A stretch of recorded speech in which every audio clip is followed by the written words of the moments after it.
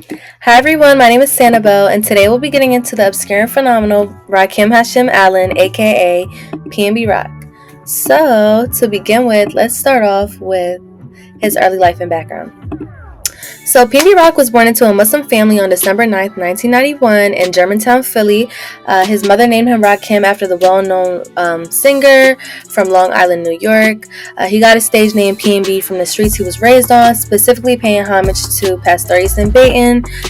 His father was murdered when he was only 3 years old, therefore left him and his other brothers to be raised by his mom. At the age of 13, Rock was sent to a youth detention program for committing robberies, fighting in school, ultimately leading him to never being able to finish high school. When he turned 19, he was sentenced to prison for 33 months for drug possession, home invasions, violating probation, as in smoking weed, etc. Allen was homeless for a short period of time after being released from prison. Growing up, he experienced various hardships, including homelessness and involvement in multiple criminal activities due to no father figure in his life, and his brothers relied on specifically the streets. So it wasn't really that much of a inspiration or role model in his life at the time. So his troubled upbringing heavily influenced his music and lyrical content, as he often reflects on his struggles and experiences throughout his music. Then here are more of his albums in order. The first row is his first releases, then just going on chronologically, as you can see. So this is really the rise to his prominence. So following the success of Jealous, PnB Rock continued to release a series of well-received singles and mixtapes, which then further solidifying the position of his hip-hop scene. His melodic rap style, combined with his ability to seamlessly blend singing and rapping together, set him apart from many other artists and contributed to his growing popularity. His starter album, which is in the first row, R&B 1, that was made when he was serving time upstate, developed his songs through listening to piano beats that his fellow inmates had on their Casios. This album was the beginning of his music, which introduced himself, his life struggles, how he got to where he was, and why he ended up in prison. 6 months later, that's when he drafted up and released R&B 2, which was more so about him regaining back his freedom as a black man from doing 33 months. Through that, he did go back to prison for 4 months. But that album was marinating the whole time on the outside with a lot of success. In addition to his music getting aired on MTV, which led multiple fans sending him like 6 or 7 pieces of mail every day, including getting phone calls from record labels. He was bound for greatness once he got released again. And then moving on, we had R&B 3, and that's when he completed it in Manhattan, colliding his work to Atlantic Records with subsequent albums coming afterwards. Since his debut albums, PnB Rock had continued to release new music back-to-back and collaborated with other artists across various genres. His subsequent projects, including mixtapes and EPs like GTTM, which was going through the motions, and albums like Trap Star Turn Pop Star, have further expanded his fan base and solidified his position as a prominent figure in contemporary hip-hop and R&B. Throughout his career, Rock maintained a consistent presence in the music industry, delivering catchy hooks, introspective lyrics, and infectious and mesmerizing melodies. His journey from humble beginnings to mainstream success serves as an inspiration to aspiring artists and underscores the power of perseverance and dedication in pursuing one's dream. So then we have his major label debut. So in 2017, he releases studio album Catch These Vibes under Atlantic Records. This album received positive reviews and featured collabs with notable artists such as Wiz Khalifa, Juicy J, and Russ. It really showcased his versatility as both a rapper and singer, cementing his status as a rising star in the music industry. Not only that, he was featured in 2 songs in the movie The Fate of the Furious. So that was also really cool. And then we have his tragic demise, which was September 12th, 2022, at the young age of 30, unfortunately. This incident caught myself and many others at a complete disarray and shock. He definitely left a legendary mark for a generation. Apart from envy and greed taking away his life, he was the stamp of a new lane. created the epitome to a new direction in music that will forever live on. Not only that, his contributions to music have earned him longevity and remembrance, along with a handful of accolades. To add on, Rakim had been recognized and was honored for the motivation and advocacy he advised in much of his music.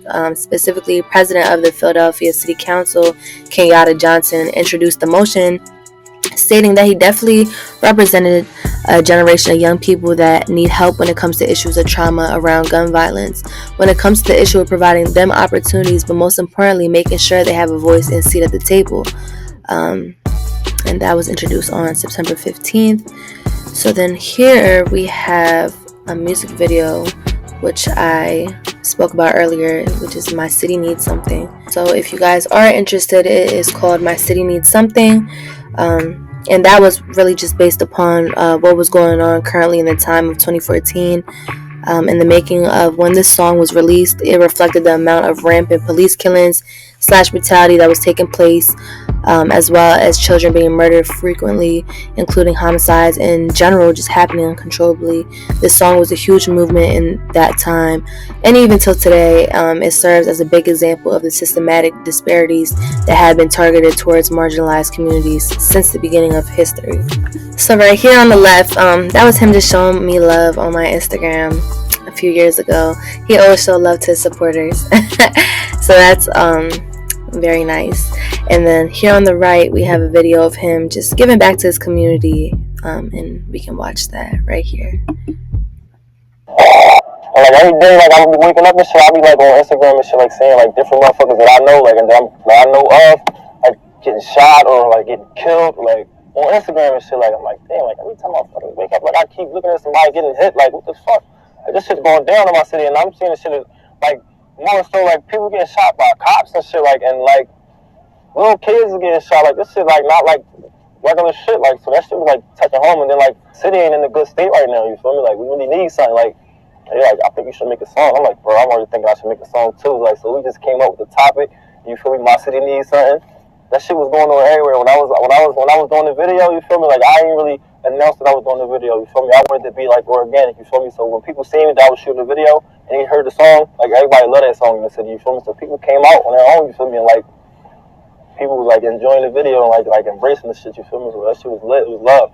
People listen to us as artists, you feel me? Like you might not know it, like little kids and like motherfuckers like actually like stick to what you say. Like you could say the fucking sky is green, you feel me? And they fucking go with that shit, bro. They be like, no, PnB Rock said the sky is green, bro. I'm trying to tell you. Like watch tomorrow, that shit gonna be green. You really got that influence on a lot of people. Like when I was getting my mail and shit like from people, like they was telling me like I'm their idol and like they look up to me and shit like that. Like me personally, like I do a lot of shit for youth, you feel me? Like I just did like a coat drive, you feel me? Where like I just donated like a lot of coats and shit, like winter wearables and shit, like sweaters and shit. Like I do a lot of shit though, you feel me? I always go to school, like little elementary schools and like little middle schools, high schools, and I talk to the kids, you feel me? I talk to like people that got advocates and shit, like that got like little kid groups and shit. Like I talk to them, you feel me? Because I've been in a lot of placements and shit where though like a person that I looked up to, if they was to come there and feel me like rant with me on some real shit, like that shit would help a lot, you feel me? So a lot of kids look up to me like this in the situations that I've been in. So when I go rant with them kids, it's like easy for me to talk to them. Like my kids shows be lit, you feel me? Like they interact, you feel me? They love, they scream, shout. When I be having my like adult songs, you know, they like more so cool and like laid back, you feel me? But like I love the youth, you feel me? Like they gonna grow with me, so I gotta stick with the youth, you feel me? To conclude, in loving memory of the inspirational PnB Rock, he did a lot for his community. So ultimately, Rakim's notability as a whole within the POC community had been very uplifting, especially considering coming up in Philly. He was one of the main individuals who shed light to the atrocities that take place in his environment. PnB Rock showcased immense talent as a rapper, singer, and songwriter, one of the greatest of our time for my generation at least, as he would always show love to those who show love to him.